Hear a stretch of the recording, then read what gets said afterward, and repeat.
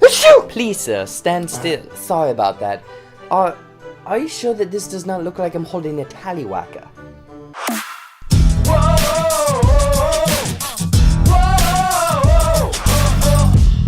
What's going on, movie fans? Welcome back to JBuck Studios, your home for reviews, reactions, and ridiculousness. Anyways, though, I was able to check out a film that kind of had a limited release the last couple weeks, finally came to a theater close by, and it's called Emma. Following the antics of a young woman, Emma Woodhouse, she occupies herself with matchmaking, sometimes in misguided, often meddlesome fashion, in the lives of her friends and family. So is Emma a wonderful period piece that everyone needs to check out?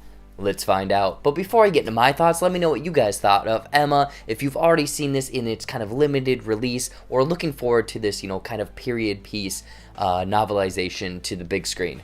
Now let's get into some of the good. So I wasn't too aware of what to expect with Emma. After looking up, doing some research though, I realized that it was based on the novel from 1815, Jane Austen.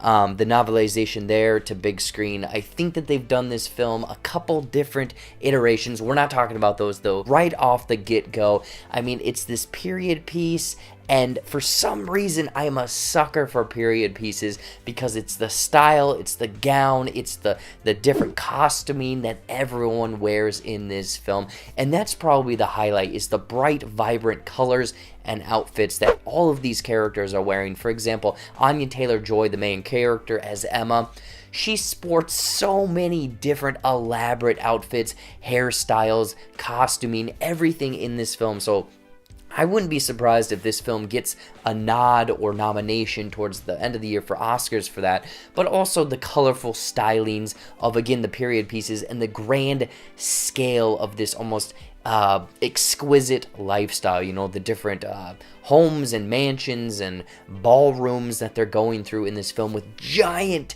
murals, or not even murals, but paintings and whatnot on the ceilings and the walls.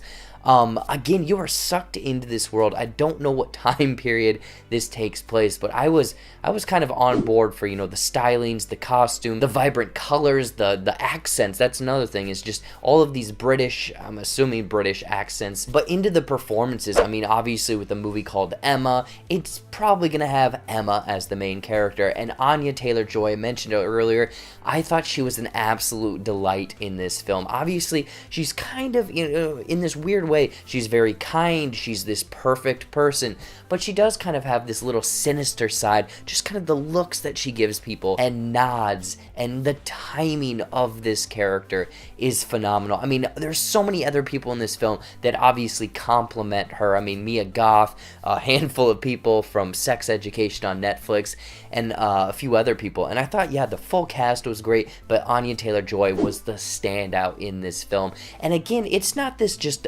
game of love or misdirect or whether, but they also throw in these classical musical sections of, orchestra, or not orchestra, but just old-timey, what you think a British music or score sounds like. And that was throughout this film, very much tying scenes together, transitions into scenes, rather. And I thought that, yeah, the score, again, subtle, but I really enjoyed that part of the film.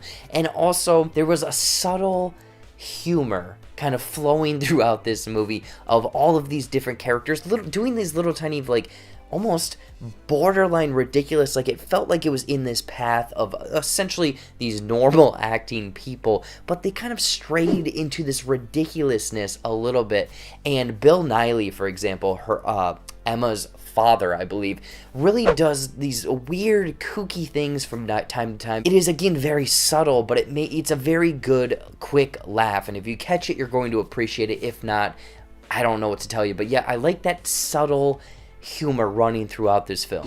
However, I will say that the story might not be too compelling to people, because it is honestly more of kind of a character study and not knowing what's going on over here, and then you figure out what's going on over here, and these people just basically not having all of the information to make these connections with one another. So I wouldn't say that the plot is really the strongest. It's the characters, it's the stylings, but then with the fact of not really knowing what the point of this game of love, essentially, I'm going to call it game of love, what the point or who's going to end up with who, it comes off as maybe it might drag. There's certain scenes, the plot, the pacing, the story in general might drag a little bit. Overall, Emma is oozing with style and this exquisite period piece, with it featuring all of the stylings from a period piece, costuming, accents, style, murals, food, just characterization, with great performances, subtle humor, and a wonderful score, but maybe with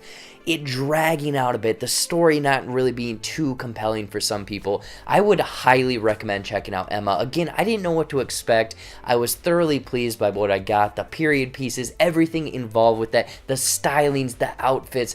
I thoroughly enjoyed this film. I was very surprised, and I could not recommend this higher. In closing, I'm gonna give Emma 4 out of 5 pairs of fancy pants. So what did you guys think of Emma? If you've already seen this film or kind of leaning towards this film now, let me know in the comments down below. Anyways though, as always, thank you so much for watching. Watch some more videos up there or right over there, you know, brand new stuff every single week on the JBuck Studios channel. Tomorrow there's going to be a brand new episode of Movies and Nonsense with Patrick, good buddy here on YouTube. It's a fun one. Check that out.